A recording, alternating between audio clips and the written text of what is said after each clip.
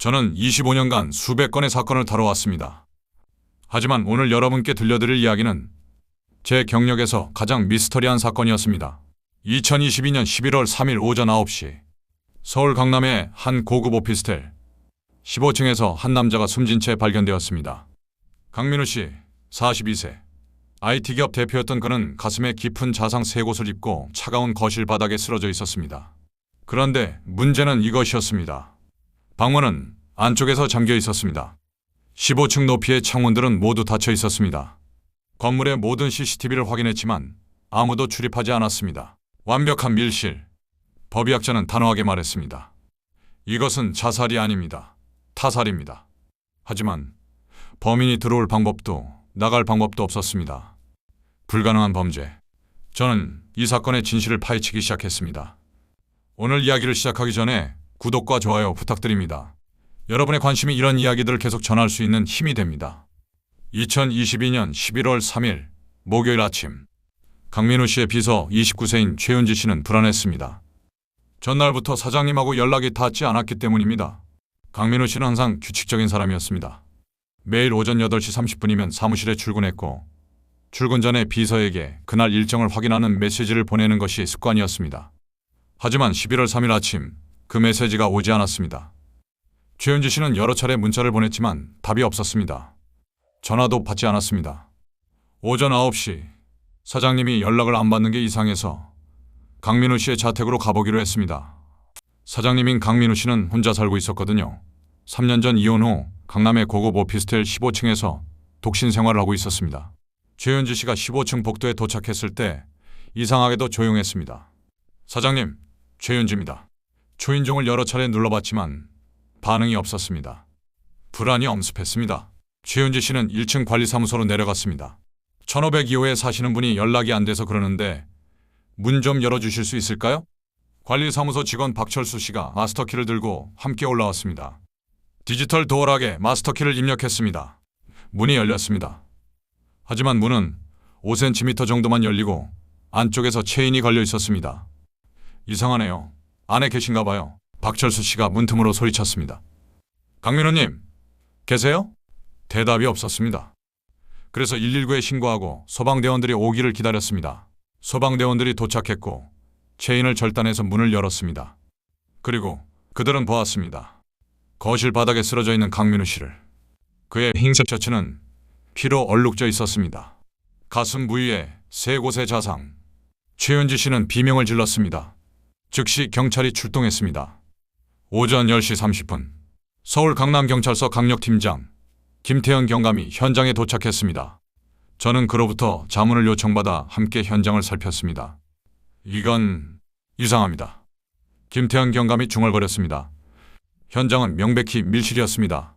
출입문은 디지털 도어락으로 잠겨 있었고 내부에서 체인까지 걸려 있었습니다. 또한 그 집은 15층 높이로 외부에서 접근 불가능했습니다. 창문 역시 거실과 방의 모든 창문이 안쪽에서 잠겨 있었습니다. 베란다에 있는 베란다 창문 역시 모두 닫혀 있었습니다. 국립과학수사연구원의 법의학자 이준석 박사가 시신을 검안했습니다. 사망 시각은 어제 저녁 11시에서 자정 사이로 추정됩니다. 자살 가능성은요? 김경감이 물었습니다. 거의 불가능합니다. 이준석 박사는 단호하게 말했습니다. 첫째, 자상의 각도를 보세요. 왼쪽 위에서 오른쪽 아래로 45도 각도입니다. 오른손잡이가 자해하기에는 매우 부자연스러운 각도입니다. 둘째, 자상이 3곳입니다. 가슴 왼쪽 2곳, 복부 1곳. 첫 번째, 자상만으로도 치명적인데 자살자가 2번이나 더 찌를 이유가 없습니다. 셋째, 가장 중요한 점입니다. 이 박사는 현장을 둘러보며 말했습니다. 흉기가 없습니다. 그 말이 맞았습니다. 현장 어디에도 칼이나 흉기가 발견되지 않았습니다. 자살이라면 흉기가 피해자 근처에 있어야 합니다. 하지만 여기에는 없습니다. 그렇다면 타살입니까? 네, 명백한 타살입니다. 하지만 여기서 더 큰 미스터리가 시작되었습니다. 범인은 어떻게 들어왔고 어떻게 나갔을까요? 과학수사팀이 현장을 정밀 감식했습니다. 지문 검출, DNA 채취, 혈흔 분석. 하지만 피해자 이외에 다른 사람의 흔적은 발견되지 않았습니다. 강민우의 지문만 곳곳에서 발견되었을 뿐입니다. CCTV를 확인해야겠습니다. 우리는 관리사무소로 내려갔습니다. 건물 곳곳에 설치된 50여 대의 카메라가 기록한 영상들이 보관되어 있는 관리사무소의 CCTV 모니터링실에서 11월 2일 저녁 6시부터 11월 3일 오전 9시까지 영상을 보며 우리는 눈을 떼지 않고 화면을 응시했습니다. 11월 2일 오후 7시 15분 메인 로비 CCTV에 강민우 씨가 혼자 들어오는 모습이 포착되었습니다. 회색 정장에 서류 가방을 든 그는 평소와 다름없어 보였습니다. 엘리베이터를 탔습니다. 오후 7시 17분 15층 복도 CCTV 강민우 씨가 엘리베이터에서 내려 자신의 집 1502호로 들어갑니다. 그리고 문이 닫힙니다. 우리는 계속 영상을 돌렸습니다. 오후 8시부터 새벽까지 15층 복도에는 아무도 나타나지 않았습니다. 11월 3일 오전 8시 55분 비서 최윤지 씨가 엘리베이터에서 내려 1502호 앞에 섭니다. 그녀가 발견하기 전까지 15층에는 그 누구도 오지 않았습니다. 이게 말이 됩니까? 김태형 경감이 답답한 듯 말했습니다. 비상계단은요? 비상계단 CCTV도 확인했습니다. 11월 2일 오후부터 11월 3일 오전까지 비상계단을 이용한 사람은 단 한 명도 없었습니다. 옥상은요? 옥상 출입문은 잠겨 있고 CCTV상으로도 아무도 가지 않았습니다. 관리소장이 대답했습니다. 저는 생각에 잠겼습니다. 밀실살인, 추리소설에나 나올 법한 상황이 현실에서 벌어진 것입니다. 하지만 저는 알고 있었습니다.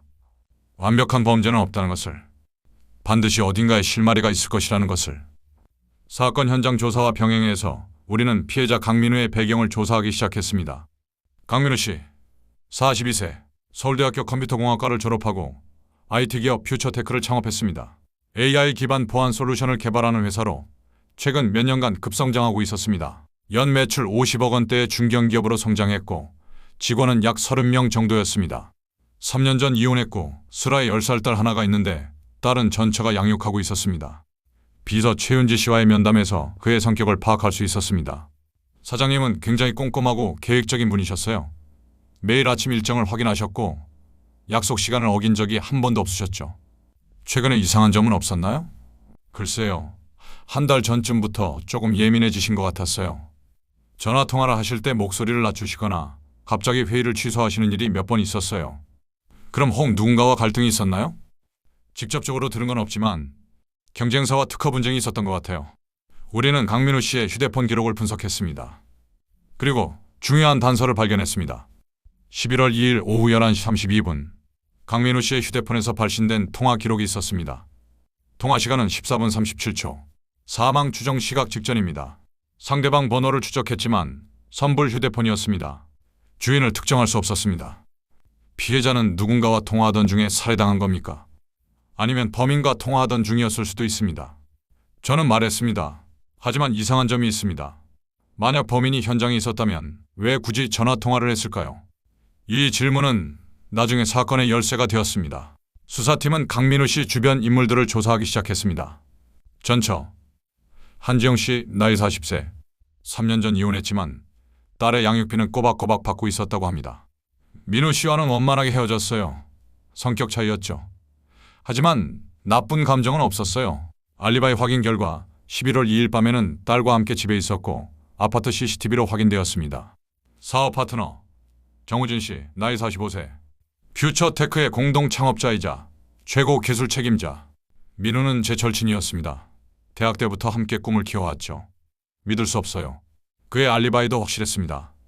11월 2일 밤 판교의 한 호텔에서 열린 IT 컨퍼런스에 참석했고 수십 명의 증인이 있었습니다. 경쟁사 대표 김현수 씨 나이 50세 최근 강민우의 회사와 특허 분쟁 중이었던 시큐어넷 대표. 분쟁은 있었지만 법적으로 해결하고 있었습니다. 개인적인 원한은 없었어요. 그 역시 11월 2일 밤 중국 출장 중이었고 출입국 기록으로 확인되었습니다. 모든 용의자들의 알리바이가 확실했습니다. 그렇다면 대체 누가 강민우 씨를 죽인 것일까요? 사건 발생 3일 후 예상치 못한 제보가 들어왔습니다. 14층에 사는 주민 이선미 씨로부터였습니다. 경찰에서 수사 중이라는 얘기를 듣고 연락드려요. 사실 그날 밤 이상한 소리를 들었거든요. 어떤 소리였습니까? 11월 2일 밤 11시쯤이었어요. 제가 막 잠들려는데 위층에서 쿵 하는 소리가 들렸어요. 무거운 물건이 떨어지는 것 같은. 그 시간이 정확히 기억나시나요? 네. 제가 시계를 봤거든요. 11시 10분쯤이었어요. 이 증언은 중요했습니다. 사망 추정 시각과 일치했기 때문입니다. 우리는 다시 현장으로 향했습니다. 이번에는 천장을 유심히 살폈습니다. 15층 1502호. 저는 천장을 올려다봤습니다. 거실, 방, 베란다, 모든 천장을 꼼꼼히 확인했습니다. 그리고 베란다 천장에서 이상한 점을 발견했습니다. 환기구였습니다. 일반적인 오피스텔에 있는 환기구였습니다. 하지만 자세히 보니 환기구 테두리에 미세한 긁힌 자국이 있었습니다. 이거 최근에 열린 흔적이 있습니다. 과학수사팀이 환기구 덮개를 열었습니다. 환기구 안쪽은 닥트로 연결되어 있었고 그 닥트를 따라 올라가면 바로 위층 16층으로 연결되어 있었습니다. 우리는 즉시 16층으로 올라갔습니다. 16층은 옥상으로 가는 계단이 있는 층이었습니다. 그리고 물탱크실이 있었습니다. 물탱크실 문을 열자 그곳에서 닥트로 이어지는 통로가 보였습니다. 이 닥트를 통해서 15층으로 내려갈 수 있겠군요. 김태현 경감이 말했습니다. 하지만 닥트가 좁습니다. 성인 남성이 통과하기 어려워 보이는데요. 과학수사팀이 측정한 결과 닥트의 폭은 약 50cm였습니다. 작은 체구의 사람이라면 간신히 통과할 수 있는 크기였습니다. 닥트 내부를 감식해주세요. 과학수사팀이 닥트 안쪽을 조사했습니다.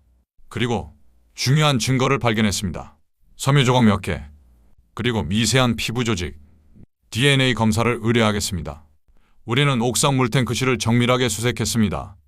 물탱크실은 일반적으로 잠겨 있어야 했지만 자물쇠가 파손되어 있었습니다. 언제 파손된 겁니까? 관리소장 박철수 씨에게 물었습니다. 글쎄요, 정확히는 모르겠습니다.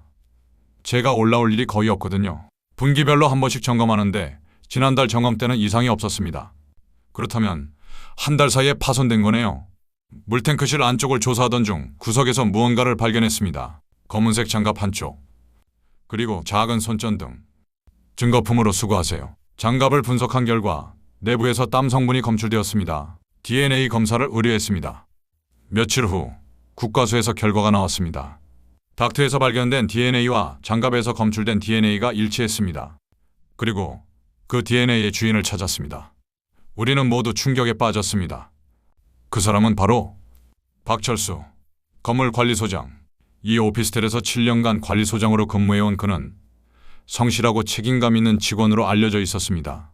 우리는 그를 긴급 체포했습니다. 조사실에서 박철수는 처음에는 강하게 부인했습니다. 저는 그런 일 하지 않았습니다. 왜 제가 강민우 씨를 죽여야 합니까? 하지만 증거는 명백했습니다. 닥트에서 발견된 DNA, 장갑의 DNA, 그리고 물탱크실의 흔적들. 결정적으로 우리는 그의 집에서 수색영장을 집행했습니다. 그리고 그곳에서 발견했습니다. 피 묻은 칼. 정확히는 세척했지만 루미놀 반응 검사에서 혈흔이 검출된 시칼이었습니다. DNA 검사 결과 강민우의 혈액이 맞았습니다. 증거 앞에서 박철수는 결국 자백했습니다. 제가 씁니다. 그의 목소리는 떨리고 있었습니다. 왜 그랬습니까? 10년을 기다렸습니다. 박철수는 고개를 떨어뜨렸습니다. 10년 전 제 아들이 죽었습니다. 25살이었죠. 그의 이야기가 시작되었습니다. 2012년 박철수의 아들, 당시 25세였던 박준혁은 대학을 갓 졸업한 청년이었습니다. IT에 관심이 많았던 준혁은 한 스타트업에 투자하기로 결정했습니다. 그 회사가 바로 강민우가 막 창업한 퓨처테크였습니다. 아들이 제게 말했어요. 아빠, 이 회사는 반드시 성공할 거야. 나도 투자해서 큰돈 벌 거야. 라고요. 준혁은 박철수에게 2천만 원을 빌렸습니다. 박철수는 평생 모은 퇴직금이었지만 아들의 미래를 위해 기꺼이 내주었습니다. 준혁은 그 돈을 퓨처테크에 투자했습니다. 처음에는 모든 게 순조로워 보였습니다. 하지만 6개월 후 문제가 생겼습니다. 회사 내부에서 분쟁이 발생한 것입니다. 강민우 씨와 또 다른 공동 창업자 사이에 경영권 싸움이 벌어졌습니다. 결국 그 공동 창업자는 회사를 나갔고 투자자들의 지분도 희석되었습니다. 준혁의 투자금도 사라졌습니다. 아들이 강민우 씨를 찾아갔어요. 제 돈을 돌려주세요. 라고 애원했죠. 하지만 강민우 씨는 냉정했습니다. 투자라는 게 원래 그런 겁니다. 손실을 각오하고 하는 거죠. 법적으로 문제가 없었습니다. 투자 계약서에도 손실에 대한 책임은 투자자에게 있다고 명시되어 있었습니다. 준혁은 절망했습니다. 2천만 원은 그에게 너무 큰 돈이었습니다. 아버지에게 받은 돈을 날렸다는 죄책감, 그리고 미래에 대한 불안감. 2012년 7월 15일, 박준혁은 한강에 투신했습니다. 제 아들이 죽었습니다. 박철수는 울먹였습니다. 아들의 죽음 이후 박철수 씨는 강민우 씨를 원망했습니다. 법적으로는 문제가 없을지 모릅니다. 하지만 제 아들을 죽인 건 그 사람입니다. 관리소장인 박철수 씨는 복수를 계획하기 시작했습니다. 그런데 놀랍게도 5년 전 강민우 씨가 박철수 씨가 관리하는 오피스텔로 이사를 왔습니다. 처음에는 믿을 수 없었어요. 이게 운명인가 싶었죠. 박철수 씨는 이것을 기회로 삼았습니다. 그는 강민우 씨의 생활 패턴을 관찰하기 시작했습니다. 언제 출근하고 언제 퇴근하는지, 주말에는 무엇을 하는지, 누구를 만나는지. 5년간 그는 치밀하게 계획을 세웠습니다. 완벽한 범죄를 만들고 싶었어요. 영원히 해결되지 않는 미스터리로 남기고 싶었죠. 그는 건물의 구조를 완벽하게 파악했습니다. CCTV의 위치와 사각지대, 닥트의 구조, 그리고 각 세대의 환기구 위치. 6개월 전부터 그는 밤마다 옥상으로 올라가 연습했습니다. 닥트를 통해 15층으로 내려가는 연습. 체중을 줄였습니다. 10kg을 감량했습니다. 몸을 닥트에 맞춰 유연하게 만들었습니다. 처음에는 통과하기 어려웠어요. 하지만 계속 연습하니까 가능해지더군요. 그리고 11월 2일 그는 실행에 옮겼습니다. 2022년 11월 2일 오후 11시 박철수 씨는 옥상으로 올라갔습니다. CCTV 사각지대를 이용해 아무도 모르게 옥상 물탱크실로 들어갔습니다. 미리 파손해둔 자물쇠 덕분에 쉽게 들어갈 수 있었습니다. 장갑을 끼고 손전등을 켰습니다. 그리고 시카를 품에 넣었습니다. 닥트를 통해 15층으로 내려갔습니다. 좁은 공간을 기어서 내려가는 것은 고통스러웠지만 10년간의 원한이 그를 지탱했습니다. 오후 11시 20분 그는 1502호의 환기구에 도착했습니다. 환기구 덮개를 조심스럽게 열었습니다. 베란다였습니다. 강민우 씨는 거실에서 전화통화를 하고 있었습니다. 박철수 씨는 조용히 베란다로 내려왔습니다. 베란다에서 거실로 이어지는 문은 잠겨있지 않았습니다. 강민우 씨는 전화에 집중하고 있었습니다. 박철수 씨는 뒤에서 다가갔습니다. 그리고 칼을 꺼냈습니다. 이건 제 아들을 위한 겁니다. 그가 중얼거렸습니다. 강민우 씨는 뒤늦게 기척을 느끼고 돌아봤습니다. 누구세요? 그 순간 박철수 씨는 칼을 휘둘렀습니다. 첫 번째 칼이 강민우의 가슴을 찔렀습니다. 강민우 씨는 전화기를 떨어뜨리며 비틀거렸습니다. 당신이 누군데? 박준혁, 기억하십니까? 당신이 죽인 청년의 이름입니다. 박철수 씨는 두 번째, 세 번째 칼을 꽂았습니다. 강민우 씨는 쓰러지면서 옆에 있는 화병 쪽으로 쓰러졌습니다. 쿵 소리와 함께. 이것이 14층 주민이 들었던 소리였습니다. 박철수 씨는 숨을 고르며 현장을 확인했습니다. 그리고 흉기를 남기지 않기 위해 자신이 가져온 칼을 챙겼습니다. 그리고 그는 환기구로 올라갔습니다. 닥트를 따라 다시 옥상으로.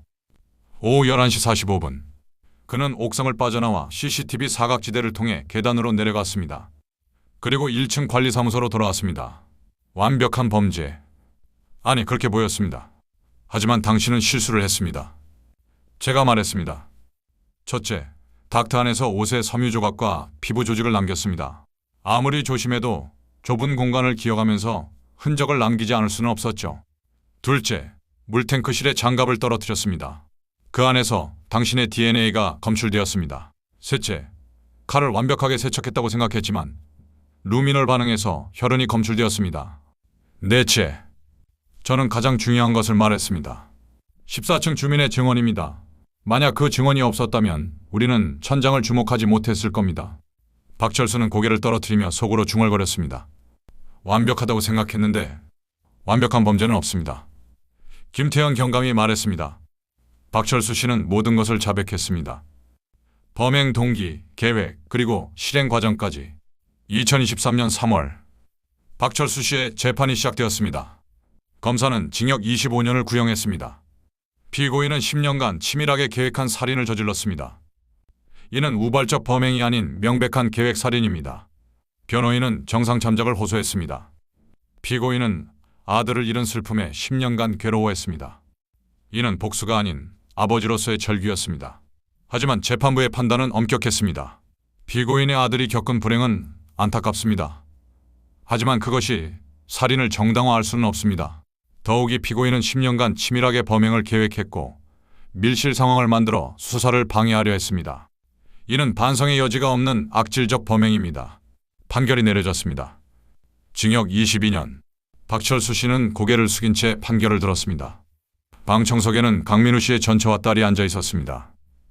10살 딸은 상황을 완전히 이해하지 못하는 듯 보였지만 눈에는 눈물이 고여 있었습니다. 판결 후 저는 박철수 씨와 마지막 면담을 했습니다. 후회하십니까? 그는 한참을 침묵하다가 대답했습니다. 후회 매일 합니다. 하지만 제 아들을 생각하면 당신의 아들은 이걸 원했을까요? 제 질문에 그는 대답하지 못했습니다. 박준혁 씨는 당신이 10년간 복수에 사로잡혀 살기를 원했을까요? 그리고 결국 살인자가 되어 감옥에 가기를 원했을까요? 박철수 씨는 눈물을 흘렸습니다. 제가 잘못했습니다. 아들아, 미안하다. 저는 이 사건을 통해 깨달았습니다. 복수는 아무것도 되돌리지 못한다는 것을, 오히려 또 다른 비극을 만들어낼 뿐이라는 것을. 강민우 씨의 회사 퓨처테크는 사업 파트너 정우진 씨가 이어받아 운영하고 있습니다. 그는 박준혁의 유가족을 찾아가 사과했습니다. 10년 전 우리가 더 신경 썼어야 했습니다. 투자자들을 보호하지 못한 것은 우리의 잘못이었습니다. 그리고 박준혁의 묘를 찾아가 참배했습니다. 박철수 씨의 아내는 남편의 범행 사실을 알고 충격에 빠졌습니다. 남편이 10년간 그런 생각을 하고 있었는지 몰랐어요. 알았다면 막았을 텐데 그녀는 이제 홀로 남은 삶을 살아가고 있습니다. 강민우 씨의 딸은 어머니 한지영과 함께 살고 있습니다. 심리치료를 받으며 아버지의 죽음을 받아들이고 있습니다. 아빠는 완벽한 사람은 아니었어요. 하지만 나를 사랑했어요. 그것만은 확실해요. 이 사건은 저에게 많은 것을 가르쳐 주었습니다. 복수는 아무것도 해결하지 못한다는 것. 박철수 씨는 10년간 복수를 계획하고 실행했습니다. 하지만 그것이 아들을 되돌려주지는 못했습니다. 오히려 또 다른 가족을 파괴했고 자신도 감옥에 갇혔습니다. 2022년 11월 2일 밤 서울 강남의 한 오피스텔 15층 그곳에서 일어난 불가능해 보였던 밀실 살인. 3개월간의 수사 끝에 우리는 진실을 밝혀냈습니다. 증거는 침묵하지 않습니다. 그리고 진실은 언제나 드러납니다. 만약 여러분 주변에서 이상한 일이 일어나거나 미심쩍은 상황을 목격하신다면 주저하지 말고 신고해 주세요. 여러분의 작은 관심과 용기가 누군가의 생명을 구할 수 있습니다. 이 사건을 통해 우리는 다시 한번 깨닫습니다. 복수는 해답이 아닙니다. 원한은 또 다른 원한을 낳을 뿐입니다. 진정한 치유는 용서에서 시작됩니다. 박준혁이 진정으로 원했던 것은 아버지의 복수가 아니라 아버지가 행복하게 사는 것이었을 겁니다. 박철수 씨가 10년간 복수에 집착하는 대신 아들의 죽음을 애도하고 삶을 이어갔다면 어땠을까요? 법의 심판은 끝났지만 그는 복수를 선택했고 그 대가는 너무나 컸습니다. 오늘 이야기에 대한 여러분의 생각은 어떠신가요? 댓글로 여러분의 생각을 남겨주십시오. 구독과 좋아요는 이런 이야기들이 계속 전해지는 힘이 됩니다. 자, 지금까지 프로파일러 X였습니다. 다음 이야기에서 또 뵙겠습니다.